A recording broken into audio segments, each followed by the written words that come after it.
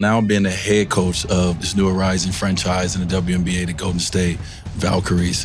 How do you feel being here? This is your city. Because I got to pick from the expansion draft, I handpick players that are very competitive. However I could motivate, support, encourage my players to be consistent, I think that's going to be key.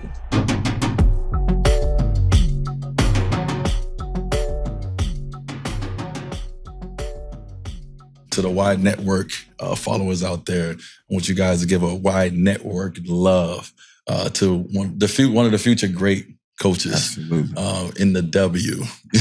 No pressure. No pressure. Natalie Nakase, thank you for joining our show. My brother Chris Johnson speaks highly of you, so we appreciate you being here. Well, I'm honored, first of all. I mean, to sit with the greats, I had no idea what I was coming into. You just hit me. So I thought it was going to be me and you. So just to be around you guys, I mean, I've seen you guys play. I've scouted against you guys, watched a ton of film. Yeah. So I'm honored. So I really appreciate look at that. Film. I watched a ton of film of y'all. So. What is film to you? What is film? Yeah, what is film? It's therapy for me, to be honest. I could watch film for days. Yeah. What are you looking for? Frequencies. So as I watch a full game, I like to watch a full game as well, because now from a coach's perspective, I like to see their moves, their counters. So that's kind of what I study. Like, okay, like if we're killing them, with this set, like how are they going to counter it? Mm-hmm. So that's what I like to do. I like to watch just when teams are struggling or for players struggling, like cool, great. Like I might throw that out there. You know what I mean? And then obviously watching anything from high school to college, you could see any type of random tactic. Like I love to mix in box 1, triangle and 2, like out of a timeout, just fuck it up. Like just mess it up. Yeah, mess it up. I like the surprise type of defense. Yeah. Love that. Yeah. That's dope. So when you think about surprises and you worked in the NBA and now you're in the WNBA, what are you going to pull from the NBA strategies to either speed up or surprise the WNBA coaches that hadn't had the same experience? Don't tell them everything, though. Now. I know. I'm like, yo. Don't tell it all. Here we go, Chicago Sky. Can we go back and see what's real? Golden State Valkyries, Chicago Sky. I ain't gonna say a lot, but I'll say a little. Well, obviously, what I've learned from Tyronn Lue, I mean, he's a phone call away, so I'm very lucky to have a mentor, a friend who sees the game to me the best in the world. I'm sorry, but I'm putting it out there. Tyronn Lue is the best. Say that. And so to have his knowledge, literally, playoffs, I'm giving him a call. What'd you see? And I know he's watching. So just to kind of have that. But T is all about preparation. Mm-hmm. You have to study that. You got to study your opponent. That's why the film comes in, and you have to just be ready to counter. And then, when you watch even the players, I like to watch 2 more of their defensive struggles. So can I pick on this person because they're weak? Not everyone likes to play defense. Yes. Same thing with W. No offense, but not a lot of people like to play defense. So where can I attack, the weakest player? That's really huge, I think, with my offense. But I'm going to stop because he's staring at me probably write this down and then go tell Tyler, you're your head coach. Nothing I'm going to say going to help. Not between the lines. Well, because I'm not the voice I'm not that voiceover. Yeah. It doesn't matter. It's about that voice on the sideline. Yeah, but you understand and you know how to. Well, I understand so much. Yeah. So you don't even have to say that for me to understand that. But ain't nothing I'm going to tell the Chicago Sky that is going to help them from what you're saying. So they either get it or they don't. I want to welcome you to the Bay, Natalie, and congratulations. I've definitely watched your journey, seeing you on the court pregame, firing passes to different players and stuff like that, and also, on the bench and contributing in a major way. But I was blessed and fortunate enough to live here for the last 13 years. Playing for the Warriors and just knowing how that fan base is going to be. So you're in for a treat. They're going to love you and everything you do, they're going to support that. I want to know, what's the mindset going into this year? The culture, what are your expectations for your first year as a head coach, a new organization? What's your mindset? Yeah. I've had this question a lot. Competitive. Okay. Across the board from, my rebounders to my scout guys, our front office is competitive, super competitive. We argue all the time. Players that, because I got to pick from the expansion draft, I handpick players that are very competitive. Secondly, connected. Like, we have to be connected both offensively and defensively. Like, the more we communicate, the better we're going to be connected. And then the last one, I've kind of been going back and forth, but again, watching a ton of the NBA, like, you got to play consistently. And I think that's hard. And I think it's hard sometimes in the NBA because, no offense, but 82 games is a lot. Yes. Like, as I went through it, just as from the side doing video and assistant coach, like, how you guys can endure 82 but then go on to 100 or whatever for championship round, like, that's hard to maintain that every single day. Everyone says, oh, it's the best job in the world to be at. Yeah. But it's effing hard to come up with that type of energy and that expectations. And so however I could motivate, support, encourage my players to be consistent, I think that's going to be key. And I keep looking at him like, she got this guy. It's like right in front of me. But yeah. So yeah, those three.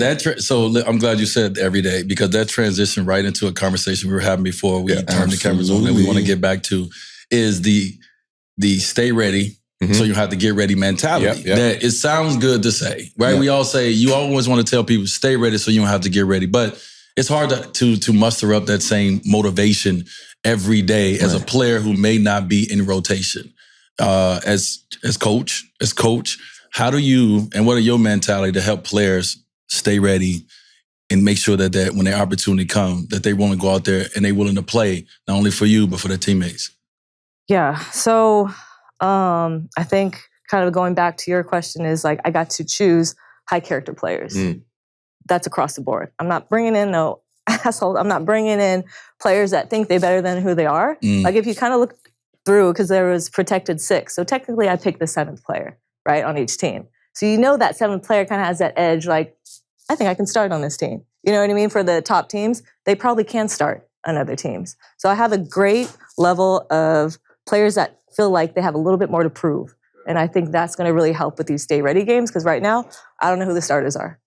It is what it is, ladies. Like, you're going to have to earn your spot to be on my team. And I think I want to really try to be as competitive as I can. But I think having the high character, they're better be internally motivated. I can't push a button and say, yo, you motivated today? Like, you have to be internally motivated. Fellas, I'm sorry, Chris, but I'm hearing a lot of Pat Riley. It sounds like some Pat Riley going on over here. You feeling like you feel like you're back in Miami, bro? The 305, man. I love that. It set the tone early. Set the tone early. Yeah, set the she tone looked at early. the camera and said, ladies, hey. I'm sorry, but these are the expectations. So the character is important for you. Coach, all right, as a trainer, as someone that the players, when they're away from their coach and their organization, team, they come to you. Absolutely. Now, so this is a whole different perspective. Yeah. So for me, my message to them is about professionalism and loving the craft. You have to focus on winning the day. So instead of looking at what you can't do, play the hand that you have. You could be traded. Somebody can be injured. And if you're not prepared, it's going to show. And you lose the opportunity. So the flip coin of that is playing 1s every day, playing 2s every day. Because the people that play heavy minutes are not going to be hooping every day in a physical practice. They're going to be able to get treatment and get everything that they need to be ready for the competition of the next game. But the guys that don't play and the women that don't play, they have to be in love with the game of basketball. So you have to be in love with the game. For sure. You can be distracted because when you get paid, when you make it to the leagues, sometimes complacency and pointing the finger will have you out of the league. So you need people talking directly to you and saying, hey, it's on you. Win your day, daily routine, prepare, take care of your body. And you're always interviewing for your next job. Yes, I agree. Right. You're always interviewing for your next job. So the players that do that, they win eventually. They go from being a bench player to rotational player to being a starter, and some go on to be all-stars. So there's no window that you can put them in or box if you love the game. D Wright, just to get your perspective on that as a player, you know, I watched you obviously come out of prep school at 19 years old to a veteran team. So I watched you have to wait. Like literally wait till your time. But then, my brother had to wait a long time. So talk about your journey to, being that player that had to actually practice what you preach. Yeah, it was hard for me because, like you just mentioned, I'm coming straight out of high school. Everybody telling me how I'm the best since sliced bread. And then I come to this veteran team. Well, first off, before we even got the vet team, it was a young team. And then we traded for Shaq. Then I had to really wait.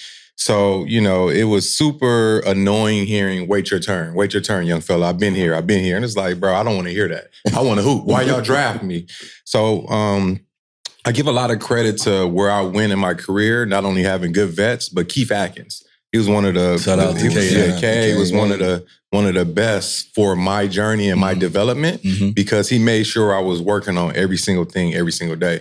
I came in as an athletic slasher and, I ended my career known as a shooter. You know what I mean? And that was all because of the development and the time and the hours that I spent in that gym. That you did not want to. Bro, exactly. You complained every step of the way. Come on, listen. Nobody in the history of the NBA went through what I went through when it came to player development.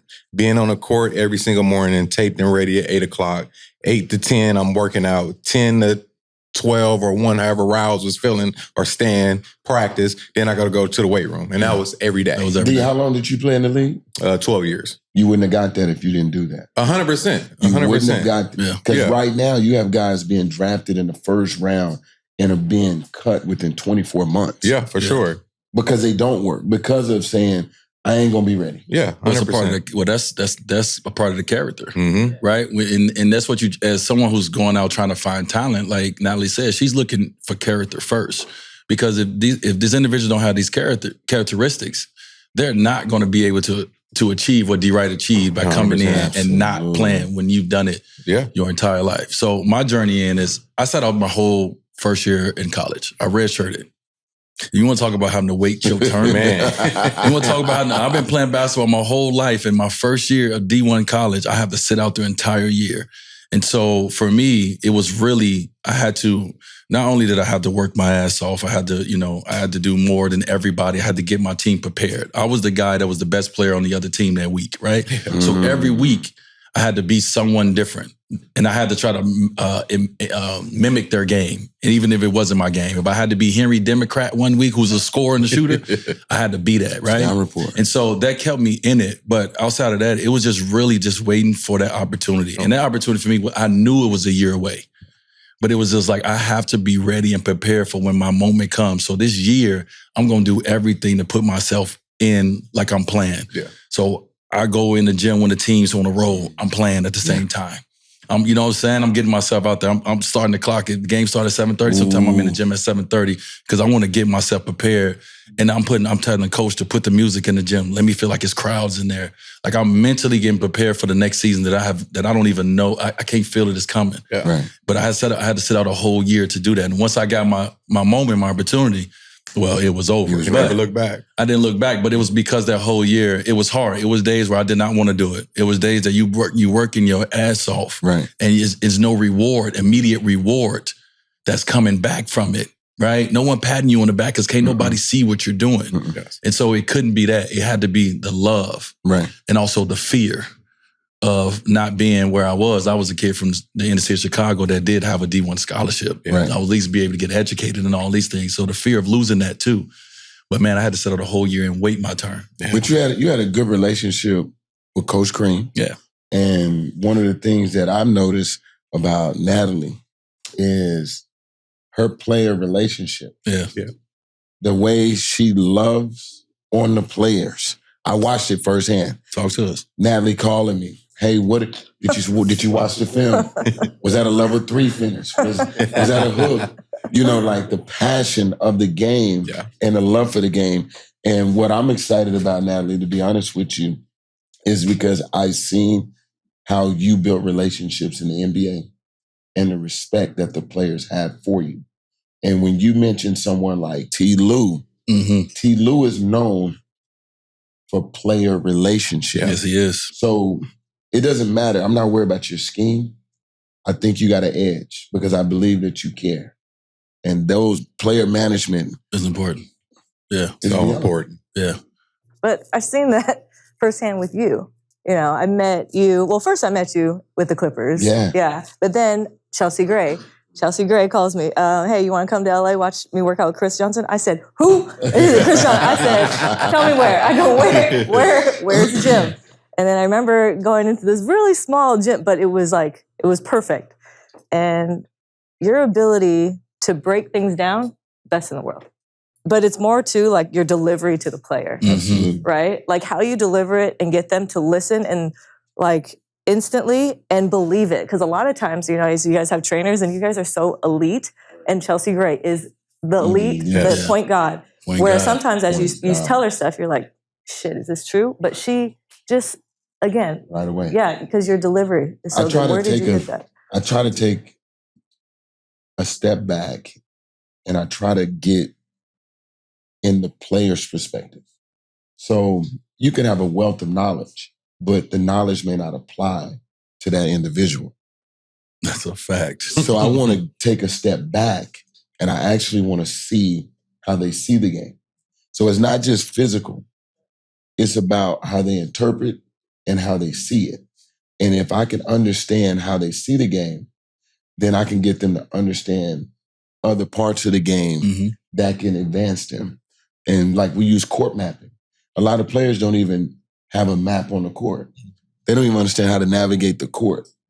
And so when you look at spacing and timing, when I watch coaches put together their team philosophy or system, they don't do it with the mindset of, he's great at this, he's great at that. How many times can I get that situation? And keeping players in a great situation where they don't have to think. That's hard. It's hard. If you can figure that part out, that's where the most success comes. And that's how you get players saying, you got players that say, man, I'm just not me. And then you got the coach on the other hand saying, you know, this is our system. Yep.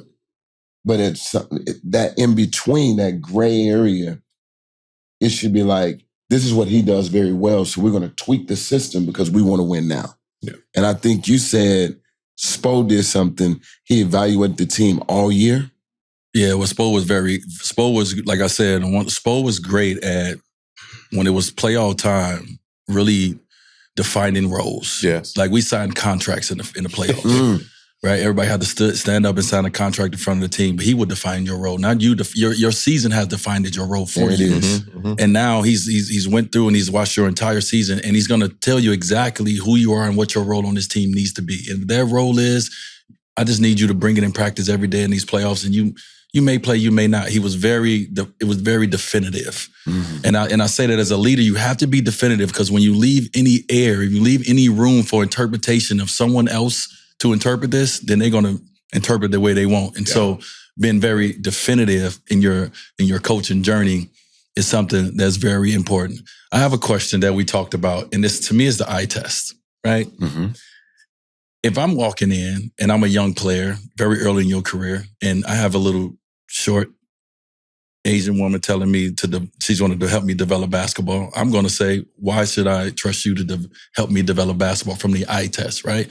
These don't go together, right? Normally. So how did you overcome maybe the eye test right away in your development process? Do you feel that you had that with players, or you just that good that just never was a thing? You know what I mean? Like, you know, coming in like eye test, like what you gonna tell me? Well, I mean, Blake, I'll say this, Blake jumped off the charts right away. And I came through video, right? So it was Eric Spoelstra. I read an article about Eric Spoelstra. So I was like, oh, he wasn't a former player, because no offense, but former players, y'all are connected. There's a fraternity there where you guys know each other. So I knew that wasn't me. But Eric did it through video. So I was like, okay, so let me start through video. And I remember rebounding for Blake and DJ, and Blake was like, so what are you doing here? You Sound like some Blake shit. Blake, I love you. What are you doing? You know, after like a month though, I was like, all right, I was the only female. So at the time, I was the only female in the league. And I was like, well, I want to become a coach one day, you know? He's like, yeah, he goes, I don't really see that happening. Just Blake's just straightforward. And I was like, this motherfucker, So as Blake turned around, I visually put a target on his back. I was like, Blake, I go, someone I got to get. You know what I mean? I got to get him. 5 years, fast forward again, ended up building a great relationship, obviously, with Blake, just because his work ethic alone. You can't fault the guy. I ended up, during the Houston playoff round, I warmed up Big Baby because he wasn't playing. So I had to warm him up and I had to get him through a workout. And we come back in and he just starts breathing hard in the locker room. He goes, God damn. He goes, Nat just put me through a hell of a workout. He's like, she's going to be a great coach one day. And Blake was like, no, she's going to be a great NBA head coach one day. And I was like, God, I said I got him, but I was grateful. To hear one of the best NBA players of all time say that come out of his mouth. And I was wow. And it was what? It was your work? It was your showing up every day? What was it that you think? Yeah, I think so. For me, when you talked about what do I see, how do I view myself, I don't. When I walk into the gym, I see 2 hoops, I see basketball, let's go to work. That's what I was raised. You know what I mean? This is all I've done since I was 6. So I can't really have the mindset of how do people perceive me? I don't give a fuck. Yeah, there you go. Because I'm so... Keep that. But it's because I'm so, like you said, I want to get the players better. So whatever I can do to get the players better or assist the coaches, doing film or edits or whatever, that's my job. Yeah. So as long as I stay focused and, and I'm there. And I also learned, too, you can't BS players. That was something Doc told me. Because if you don't know the answer, he's like, do not say it. Yeah. And he's like, because one lie, he goes, you will lose the player's trust. So Doc's Doc said, do not say something you don't know. We on your head, for sure. You can. And we're going to look up your stats. We're going to know everything about you. I wrote Spo's stats on the board one day. Spo was on my head about my turnovers, right? He was on my head. I was turning the ball over at probably a high rate for a couple games. So he was on my head. So one day I decided before the game, I'm going to write your stats up and see. I want to show your assist to turnover ratio. Wasn't that great, bro? I am crying. He came out before the game what the? He knew I did it too. Yeah, I'm like, hey, bro, your assist to turnover ratio wasn't that great neither. That's funny. So as players, we gonna you bet not. You better be true to everything you say because we own you. Yes. We was talking about the importance of relationships with not only now you've been a head coach, but the importance of the relationship with you talk about assistant coaches. Well, what's I like the question is he said what staff needs, right? We said what the staff what does staff need? As a player, what do you need from the staff? What kind of staff so from do you your need? guys' perspective, what do you think? Yeah, from a player's perspective. And we went from different perspectives because, I was lucky enough in the league to be able to, be the guy to have the ball a lot. Some people call it the star player. Player. So I went with the 2 coaches I know I need. So I was like, the first thing I needed is I need a leader, right? I need someone in the moments of chaos that I can look to and they're as calm or calmer than me.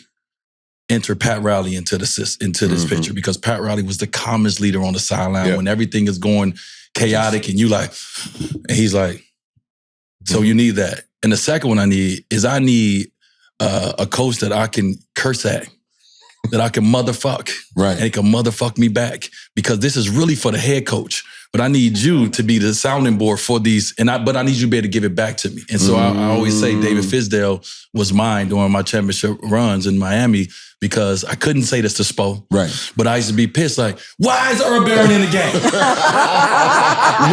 Not Big Doogie. Big Doogie catching strays. He's dirty. Shout out to Earl Barron. But you need that relationship with someone that be like, will you make it work, star player? Yeah.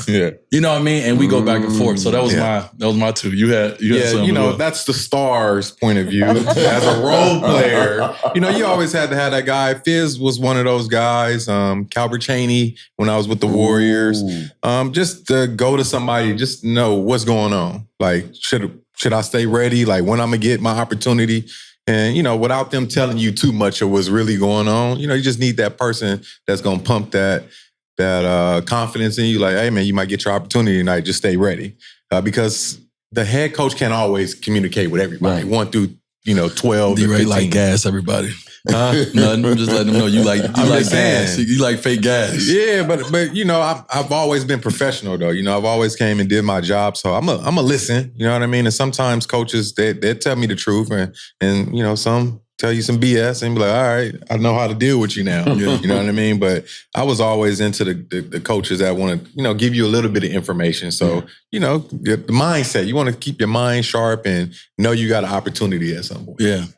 So from us as players, obviously we have a certain like coaches that we want. Now as a head coach, how do you, because what relationship you have with the players are important, but it's also too, you have to be careful.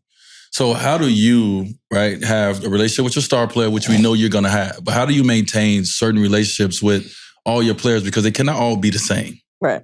So how is that on you? Like, how do you approach that? Well, can I fire back and ask, like, what do you mean by careful? Well, first of all, this is a revolving door league. Relationships, you know, you want to have relationships with people, but you have to coach some people. Right. And some people you have to, you know, you got to caress. And so you have to figure out to be careful with certain players that they can't take this and some can. Like, you just understanding that each player and each, just like, you know, each player have a role that they have to play. Well, you have a certain relationship you need to have with each player. It can't be one blueprint. Right. It doesn't work for everyone. So how do you go into that? Or how are you going to think about going into that, understanding that I have to learn these players? Like you said, you got to see them individually for who they are to know how to coach them the best way to get the best out of them. Yeah. I think it's a balance that I'm going to have, and I'm going to have to be aware every single day. I think it's going to be a daily thing. Because for me, like, I've been a starter, I've been the sixth man, and I've been at the very bottom, right? And it sucks if, like, no one's talking to you, you know what I mean, when you're at the very end. And it actually sucked when I thought I should be starting and I was, you know, the first sub because I thought I should be playing. But so it's that constant, like, dialogue, but also awareness of what the player is going to need. But it changes every single day. Like, I felt different yesterday than I did today. Like, I didn't know I was going to talk to y'all. Like, this is great. But it's being aware. And I don't know, I think I inherited it from my dad, but I just have, like, a great sense of awareness if someone needs something, just based off of sometimes even body language. Like, if you walk and see a player and they have their head down, I'm just going to ask real quick, like, you good? You know what I mean? Like, you need something? Just because, like, if they're not here and they're not here, like, present, they're not going to be, like, on the floor. They're not going to be anything with, like, moving their feet or nothing. So, and if that's it, that's a quick check out. Maybe you need a day. You know what I mean? Like, because I don't feel like it has to be something where it's like my way or the highway. You got to do this. You got to go this hard. Like, shit, if it's not there, it's not there today. So it's just pretty much my constant, like, awareness, having a balance, and being super transparent in communication. Super transparent. Yeah. You see some of the best coaches, like, you know, Phil Jackson, when you watch how he handled Dennis Rodman. Phil Jackson allowed Dennis Rodman to go to Vegas. That's killer. But he's a genius. He's like, bro, that's amazing. Like, he looking at MJ he let him go to Vegas. He needs this for us to win. That's a smart coach. This is what I'm saying. Am I right or wrong? And they won. It's not an ego problem. So Phil You're right. was being zenful. Like, his ability to not make it about him. And not to create rules that he got to break. He was flexible and paying attention. And I think in the world of basketball, we become inflexible sometimes. There's a lot of red tape. There you go. So instead of him going right to Spo or Pat, maybe he went right to the agent. Then the agent got to call this person and this person, versus communication, line of communication. Things can be dealt with immediately. And I think great coaches do that. Like, when people say, Phil, let him do that. Who would let him do that in the middle of the season? Of the playoffs? That's crazy. He needed a day. Somebody that knew that player. What he needed. And he knew how to communicate it to the other players on the team that say he's different, but he's going to show up. But he's going to show up. And I saw somewhere where you talked about, you know, in your dream to become a coach one day, obviously wanted to be in that top position. Your dream was to coach in Golden State. And so now being the head coach of this new, this new arising franchise in the WNBA, the Golden State Valkyries, How do you feel being here? This is your city. You know what I'm saying? Can I get some tickets? No, I didn't want to. But how do you feel being here, knowing that, obviously, what's to come is going to be very special for you guys. And this is a good jump and start off point for you guys as you're getting ready for something very special. Yeah. Well, honestly, just grateful. As you guys know, just being transparent in the NBA, I don't know how long I'm going to be here. Yeah. Just going to be honest. Yeah. That's part of signing up for a head coaching job, being in pro sports. So I'm super grateful. I'm going to pour my heart and soul to this organization, to Golden State, to Joe Lacob. Obviously, he's my owner. Big part of why I took the job. Yeah. He's just super fiery, and his expectations was, we have to win in 5 years. So I said, sign me up. I'm in a place where the expectations are high. Great. I want that support. I want those resources. Yeah. You know what I mean? Who wants to go to a place I'm trying to play for her. Yeah, let's go. Let's go for 8th this year. No. Joe's all about pushing, obviously he won 4 championships already with the Warriors. So I just feel I'm very lucky and grateful to be a part. And then I'm more about, let's just be behind the scenes, kind of watch my girls shine. Tip Hayes is here, Kayla Thornton, Kate Martin's here, and then Monique Billings. So let them shine. They deserve it, and I can't wait to. Well, you're a 2-time champion already. Two-time. You know what I mean? We get to start your head coaching resume as a head coach, and you say, I've already won 2. Yes. You got to listen to me a little bit. Mm-hmm. So the microphone is yours. We cannot wait to see what you do with that microphone. Good luck. Congratulations. Thank you for coming to sit on the Y with us and having a combo. Thank you for having me. All right. We good.